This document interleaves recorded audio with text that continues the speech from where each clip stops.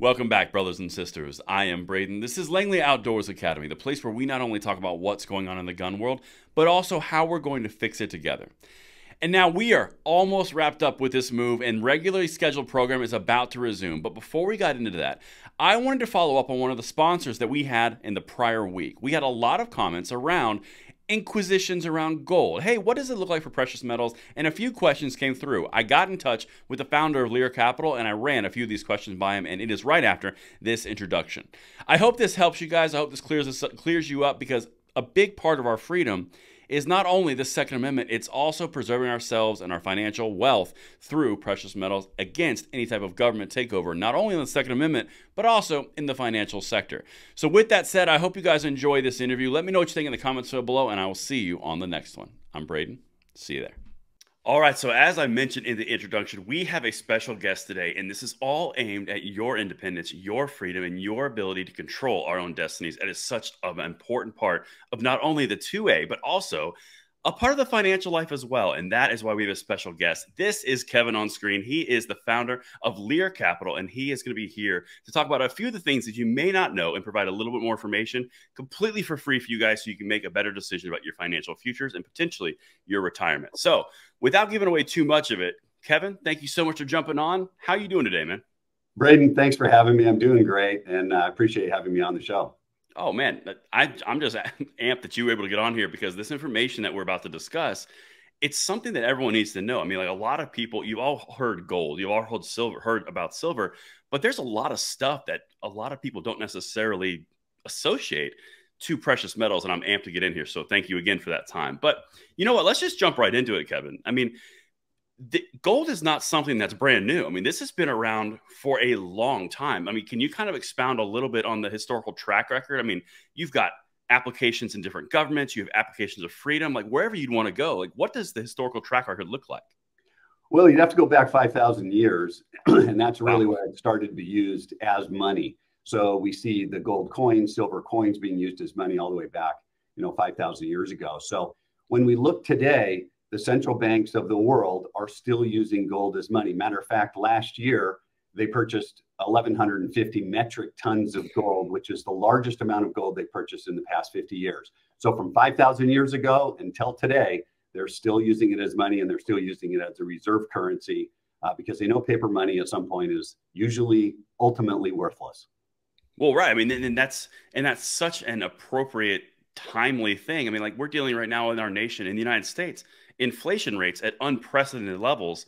I mean, just speaking to that point, it's been sound money. Precious metals have been sound money from an economic perspective for thousands of years. And whenever a company, or not company, but a country comes in with paper money, a fiat currency, I mean, it's inevitable. You're always going to see a devaluation, but precious metals, they basically are immune to that. Well, that's right. And that's why you're starting to see the central banks make those moves, right? Mm-hmm. You pulled out 50 years ago, you'd be at the beginning of the 70s, the last time inflation really started to rear its head.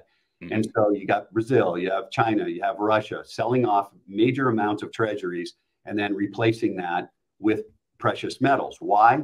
Well, since 2007, we've gone from $8 trillion to $31 trillion in a deficit. So we've at least printed that much money. And when you print dollars, the ones that are already out there become worth less and less and less. So how do you resolve that? You purchase something that you can't print, precious metals being one of them. Again, that's why the central banks, I believe, are making the move. You're also starting to see individual investors do the same thing. Oh, absolutely. And to your point, we've seen this before, and there's been a pretty impressive track record, not only of historical context, but also if you were to do a like comparison, gold and precious metals have actually had higher returns than actual capital investments in securities. Is that right? Yeah, that's right. I mean, the best example I can give to you on that would be if you invested $100,000 in the stock market in the year 2000. So we'll go back almost 23 years here. If you would have invested that 100,000 today, that 100,000 in stocks in the Dow is worth 320,000.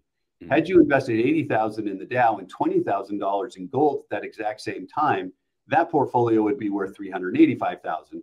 You picked up an extra $65,000 in profit just by diversifying 20% in gold. Right. Well, one of the biggest reasons that gold has been able to outperform is because the government continues to add paper currency into the market. You can't print gold. So you have an increased demand on a fixed supply, prices are going to go up. Stocks aren't a fixed supply. They keep issuing more and more stocks each year. Precious metals, you can only pull so much out of the ground. So unless you believe that the government is going to stop printing money, precious metals should be a decent investment over the next 15 to 20 years as well. Well, I mean, I'll be completely candid with you, Kevin. A lot of people on this channel know that's not going to happen. So yeah. you're in good company. Yeah. You have to be living under a rock to not right. Right. That's yeah. Anyway, but that actually brings into another perspective, something that I don't hear a lot. I mean, that's a really good historical context, but applying it to the modern day overreach of centralized governments. I mean, when you're talking about not only maintaining the Second Amendment rights, as much as what we cover on this channel so much, but there's also gold and precious metals aren't a siloed thing. Those things go hand in hand. A good way to preserve that individualism is through controlling your own financial security. And I mean, I'm not off on that, right? Like precious metals would be a good asset to hold and honestly fight against not only the inflation rates, but also against control, right? Well, that's right. A lot of people like to have precious metals because it's a bearer type of investment. I'm holding it in my hand. It's mine. If I came into your house and I could find yours and I took it home, it's really hard for you to find it. You might find it really hard to find that gold. We do not. And look, we're not dealing with drug dealers or bad people here. Right, of course. The law says that we don't have to file a form when you purchase precious metals. So it's one of the last existing private investments for people to kind of put some investment away for a rainy day, or if they think something's going to happen with the government or the economy. They've got this bearer instrument that's been around for 5,000 years that has a value everywhere you go in the world. You could leave the United States and you're still going to get, $1,950 an ounce today for an ounce of gold anywhere you go. So it's that kind of investment that I think people that want to put something away that's private and for that rainy day, it's a perfect example of a good investment for that.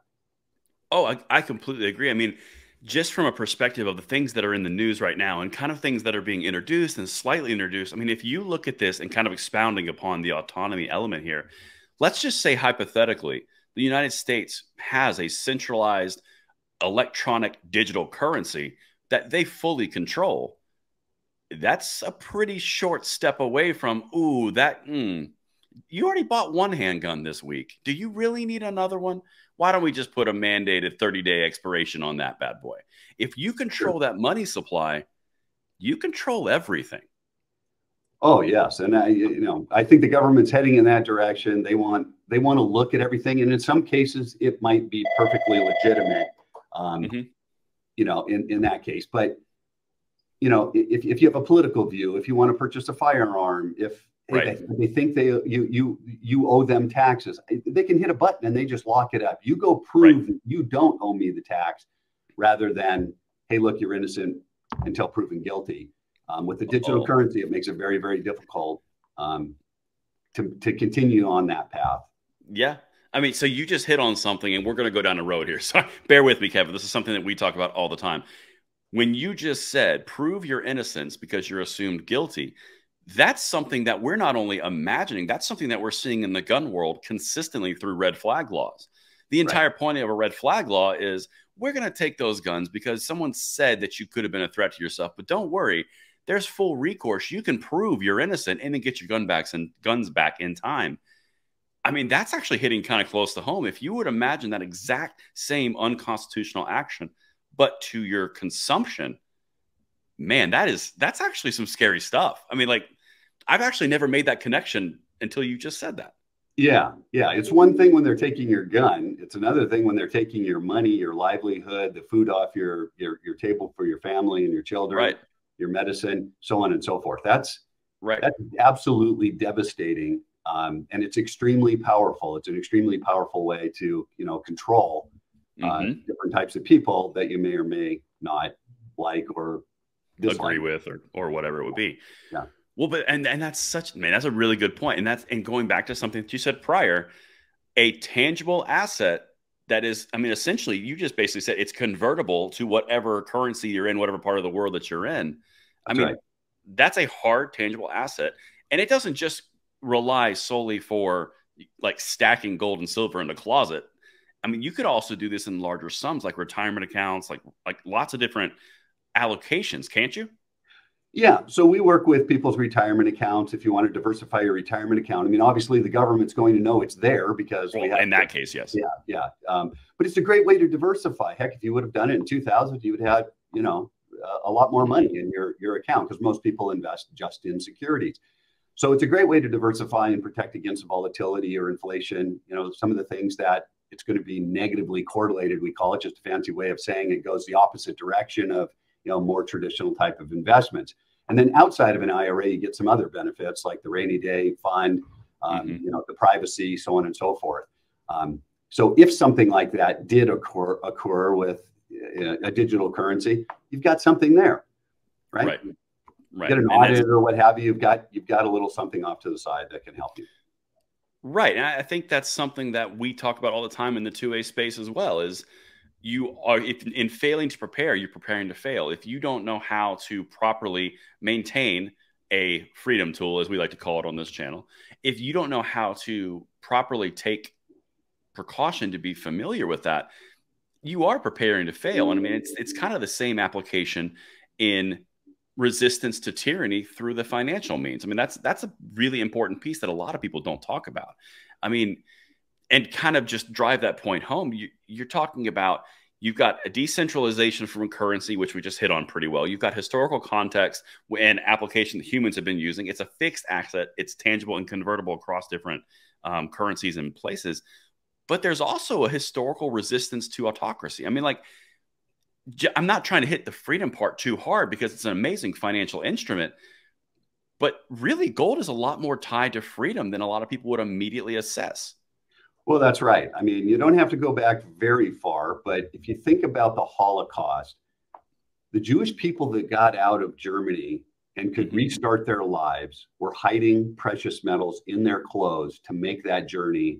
And when they, arrived at wherever they were going to arrive, they had something, right? It's a bearer asset. I can take it from a place that, there's horrible things happening, and I can go to a place where good things are happening, or at least in my mind, and it's worth something everywhere in the world. So I think, Braden, one of the challenges people have in this, how the heck do I purchase it? What do I do with it? Where do I store it? A lot of those things I think scare people away from, investigating precious metals. And then looking at it, how do I diversify my existing portfolio and make it better? How do I make some more money? How do I, make sure that when stocks are down, that I have something that's going the opposite way? That education process, with everything you're talking about, from what the central banks are purchasing, from autonomy, from, the hedge against inflation or ups and downs in the market, I think that's what scares people away. Just information overload on what the heck do I do with this stuff. So we try to make it easy for people to understand the things that you and I are talking about now.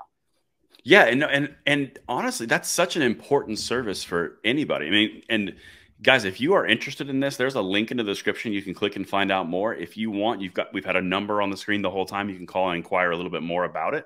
But overall, the big thing kind of wrapping this interview that I want to drive home for the audience, and just thank you, Kevin, is a lot of the precious metal aspects and a lot of the approach and mentality, it's a lot more tied to the freedom and the individualism and that rugged American experience than we're previously really told. A lot of the time, the focus is on the financial investment and angle of it.